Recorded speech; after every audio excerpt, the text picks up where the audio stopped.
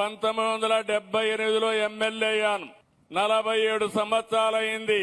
ఇంకొక 3 సంవత్సరాలైతే 50 సంవత్సరాలు అవుతుంది.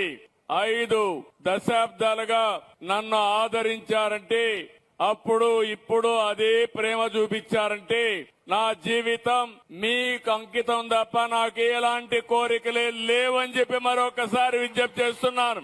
ఈ రోజు మీరు చూసినప్పుడు 9 సార్లు ఎమ్మెల్యేగా గెలిపించారు, 4వసారి ముఖ్యమంత్రి చేశారు. ఉమ్మడి రాష్ట్రంలో 9 ఏళ్లు ముఖ్యమంత్రిగా ఉన్నాను.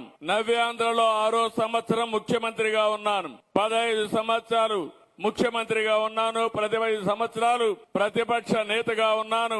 30 ఏళ్లు పార్టీ అధ్యక్షుడిగా ఉన్నాను. దేశంలో ఎవరికీ దక్కని గౌరవం నాకు దక్కింది.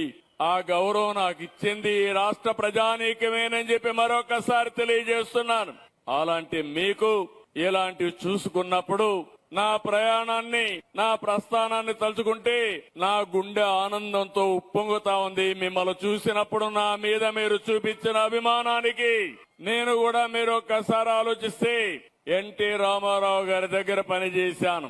ఎన్టీ రామారావు గారిని ఆలోచించినప్పుడు క్రమశిక్షణకు మారు పేరు, పట్టుదల ఉండే వ్యక్తి, అనుకున్నది సాధించే వరకు నిద్రపోయేవాడు కాదు.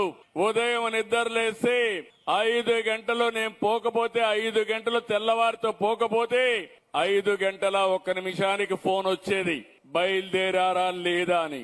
అలాంటి కఠోరమైన క్రమశిక్షణలో పెరిగాను. అందుకే ఆయన దగ్గర అనేక విషయాలు నేర్చుకున్నాను. అయితే ఈ రోజు నేను ఆలోచించేది ఒకటే, 40 ఏళ్లుగా ప్రజలే జీవితంగా బతికాను. రాష్ట్రం బాగుండాలని ఆలోచించాను. ప్రజల జీవితాల్లో మార్పు రావాలని కోరుకున్నాను. మన బిడ్డల యువత భవిష్యత్తు బాగుండాలనేది నా ఆకాంక్ష అని చెప్పి కూడా నేను మీకు తెలియజేస్తున్నా. చూసారు కదండి, మరి ఈ వీడియో కనుక మీకు నచ్చినట్లయితే ఒక లైక్ కొట్టేసి మీ అభిప్రాయాన్ని కూడా కామెంట్ బాక్స్ లో తెలియజేస్తూ ఇలాంటి ఇంట్రెస్టింగ్ అప్డేట్స్ కోసం మా ఛానల్ ని సబ్స్క్రైబ్ చేసుకోండి.